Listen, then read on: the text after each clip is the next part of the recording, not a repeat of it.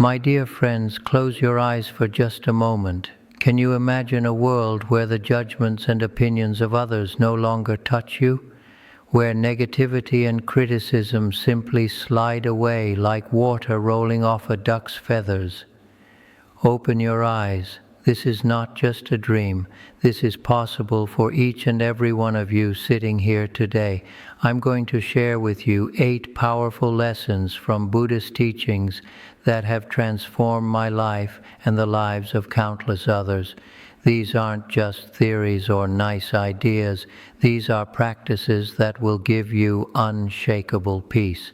So settle in, open your hearts, and let's walk this journey together.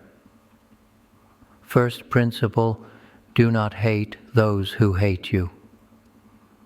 Now, let me ask you something. How many of you here have felt hurt when someone criticized you? When someone looked down on you? Yes, I see those nods. I know this pain. We all do. It's completely natural to feel this way. But listen closely, because what I'm about to share will change how you respond to this pain forever. The true path to peace doesn't lie in returning hate with hate. No, my friends, I'm inviting you right now to rise above it, to refuse to be consumed by the harsh words or cruel actions of others. Here's something you need to understand and really take this into your heart. Those who harbor hate, they're struggling with their own pain, their own fears, their own misunderstandings. They're simply projecting their inner turmoil onto you. But you don't need to accept their negativity as your own.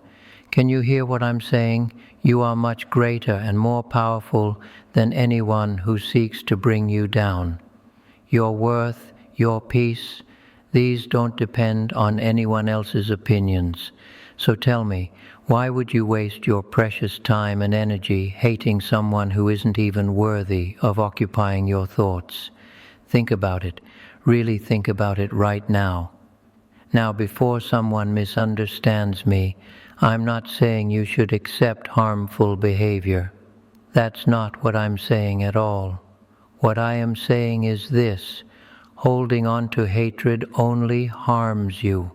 It clouds your mind, it disturbs your peace, and it distracts you from your true purpose. Look at me. I'm asking you to embrace this wisdom right now. Choose to rise above hate. Don't waste another moment on those who seek to harm you. Instead, and this is where the real work begins, focus on nurturing kindness in your own heart, patience, compassion. This is how you walk the path of true freedom, completely unaffected by all that noise of hatred out there. Second principle, practice humility. Let me share with you something the Buddha said that changed my entire understanding of wisdom. He said, "A man is not called wise because he talks and talks again, but if he is peaceful, loving and fearless, then he is truly called wise."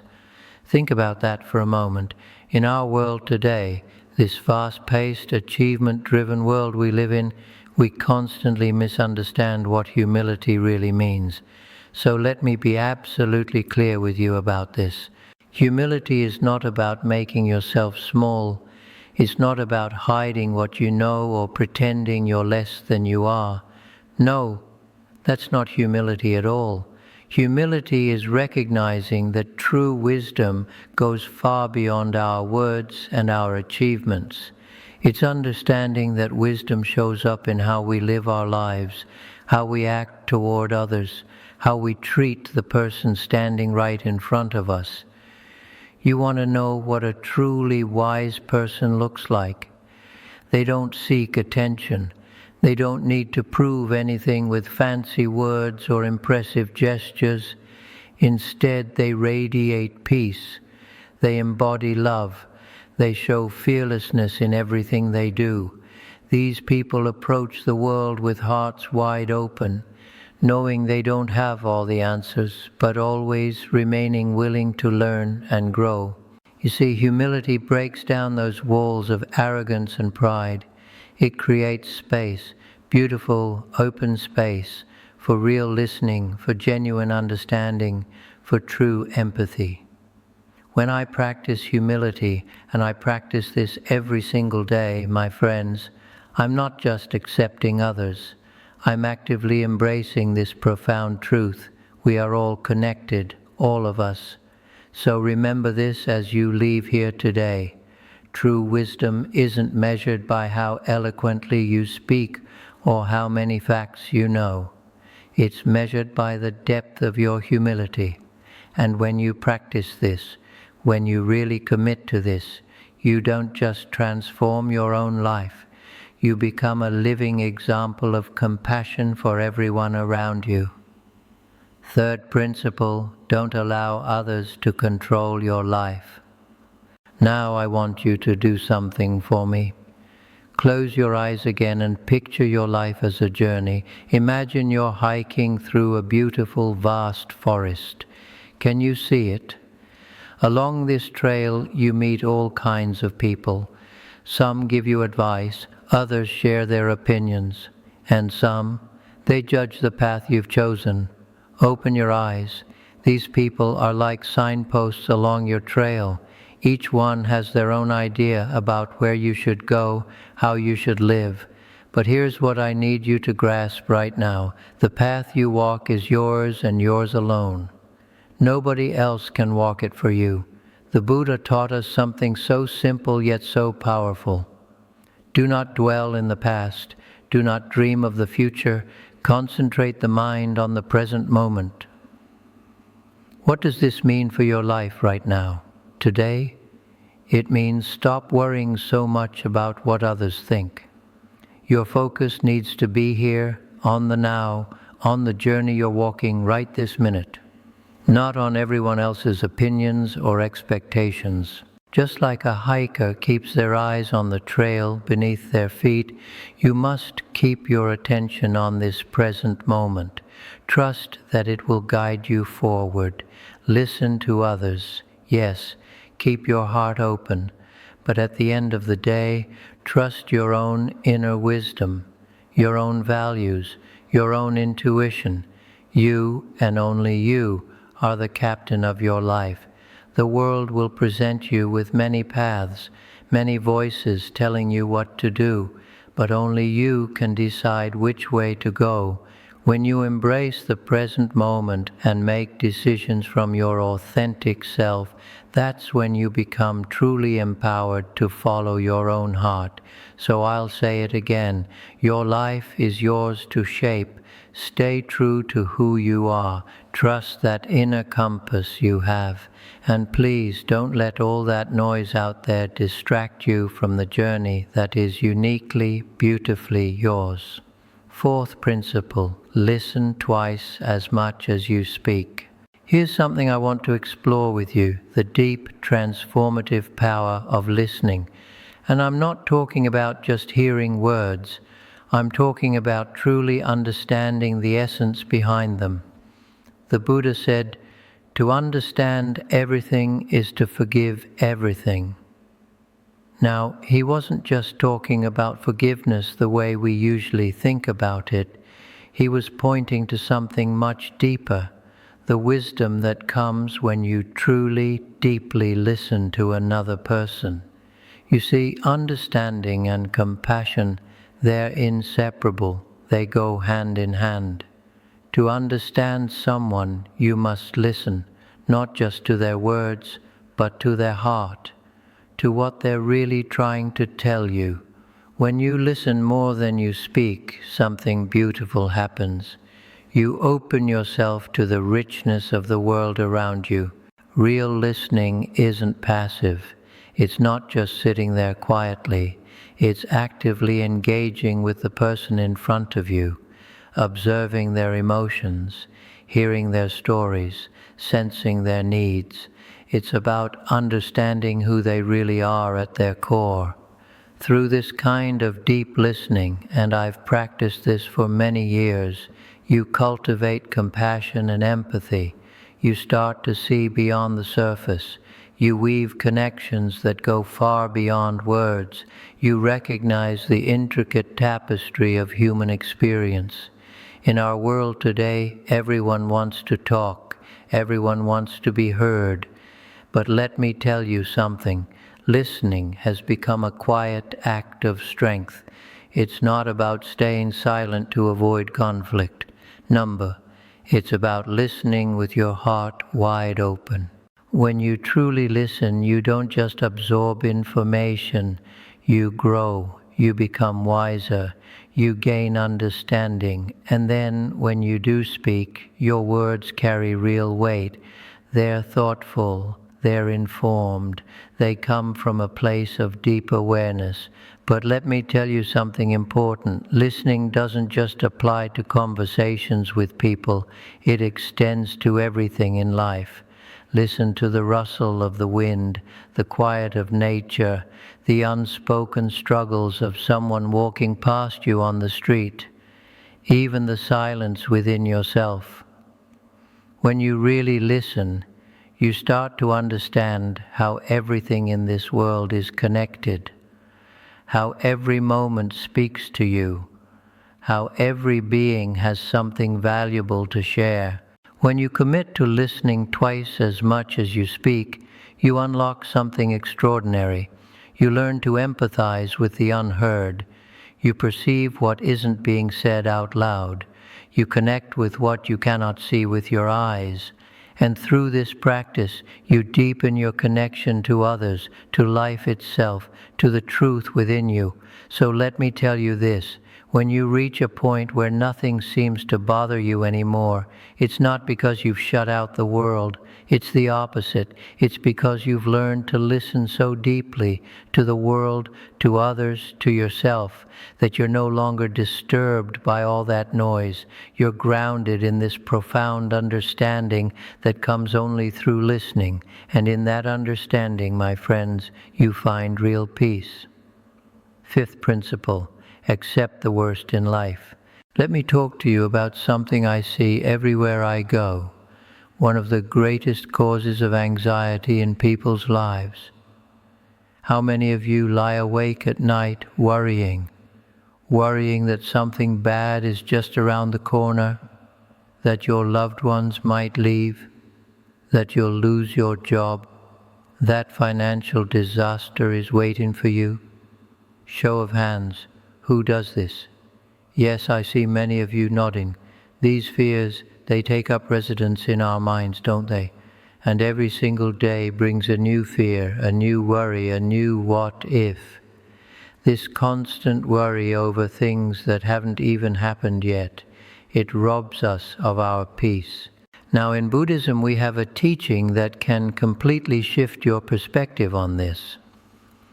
The Buddha taught us that suffering is inevitable, it's part of life.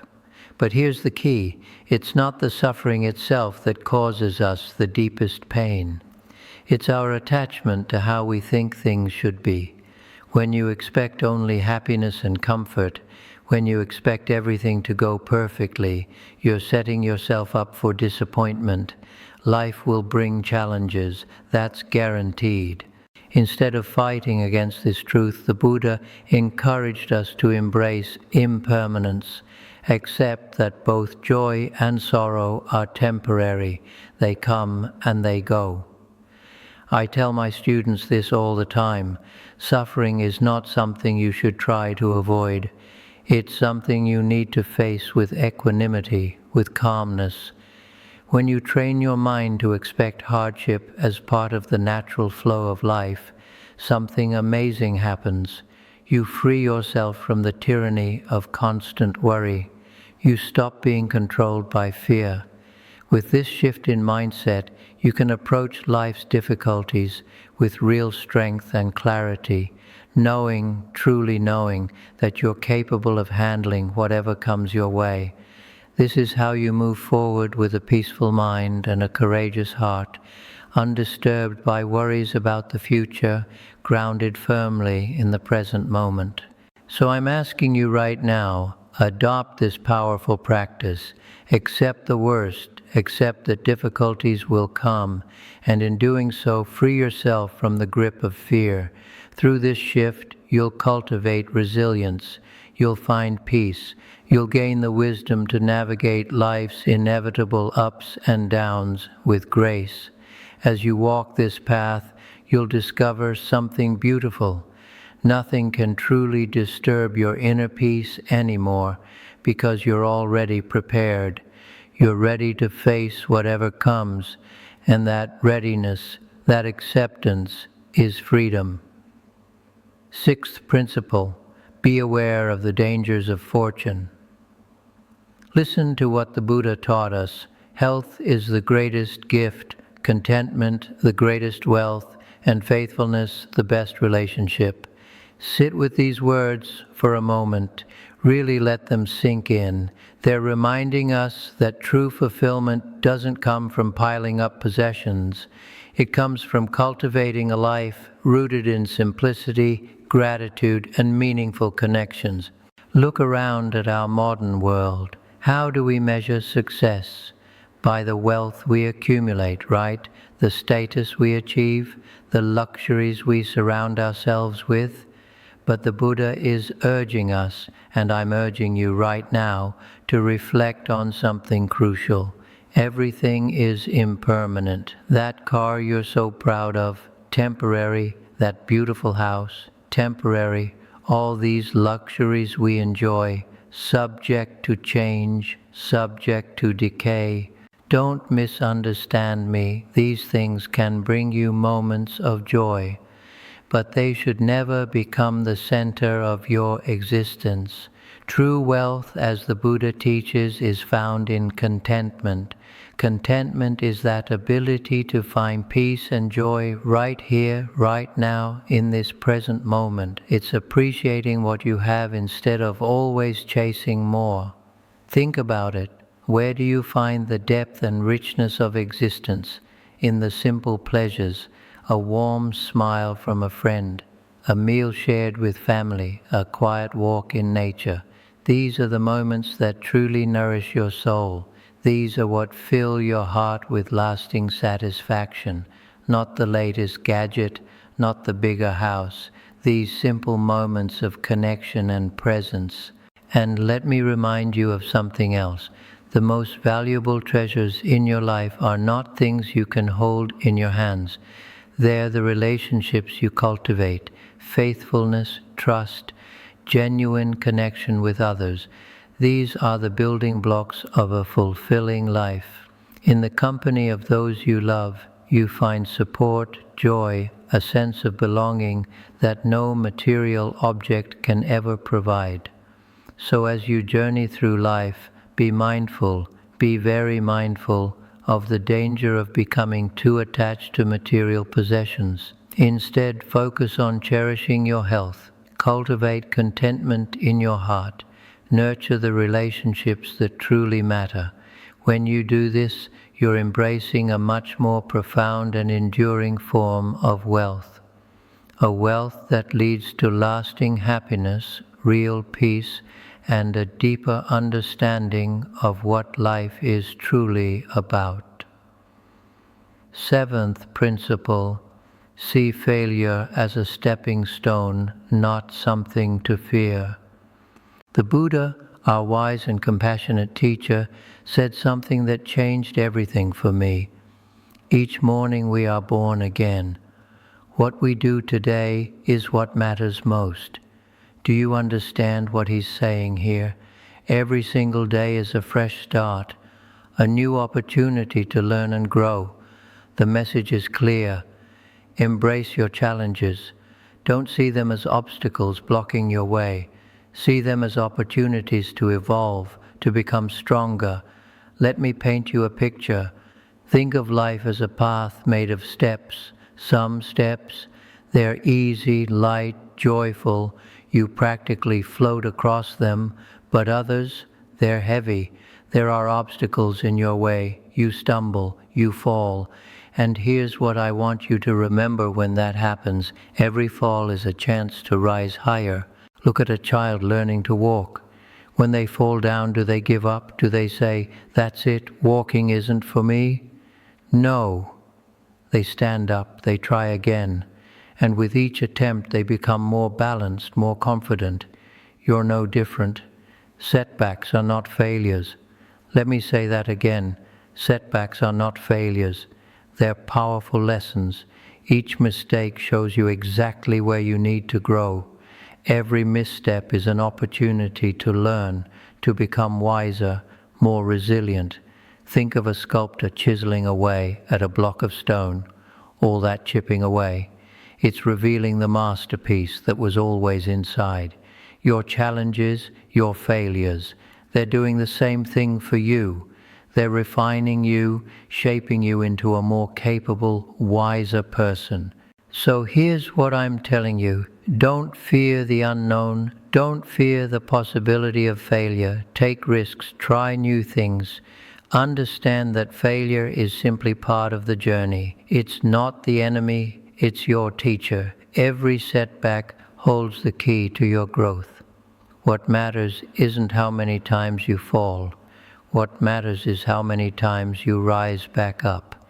And with each rise, you become stronger, more grounded, more capable. This is the path to self-discovery and personal growth. And it all begins with having the courage to embrace every challenge, knowing that it's leading you closer to the person you're meant to be. Eighth principle, always remember that death is waiting at the end of the road. Now I'm going to share something with you that some people find uncomfortable, but I believe it's one of the most liberating truths we can embrace. Are you ready?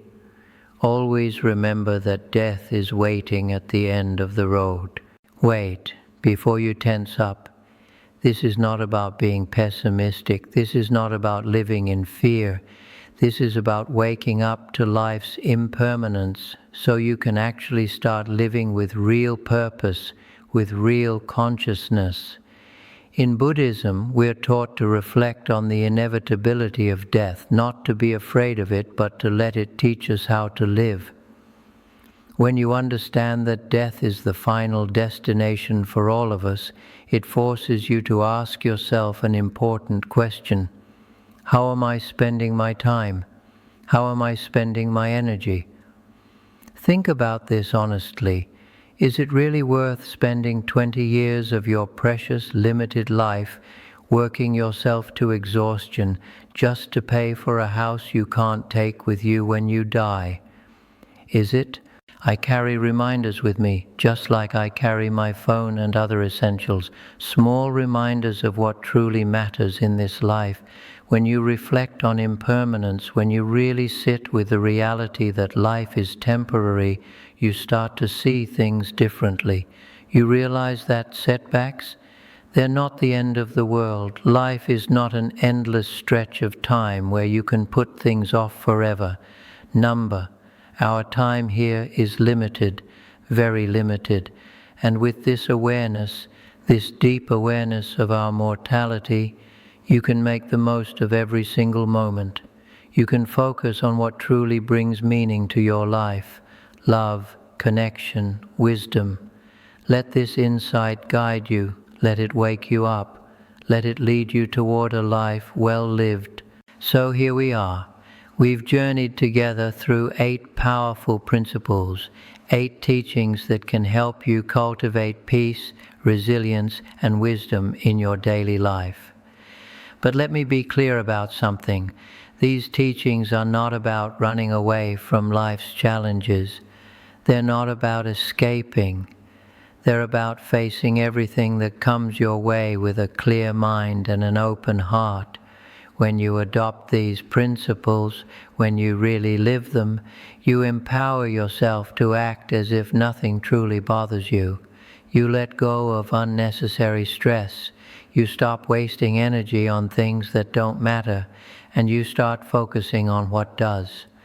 As you leave here today and go about your life, remember this: peace and wisdom are not somewhere out there waiting for you to find them. They're already within your reach, right now, right here. Life is fleeting, my friends.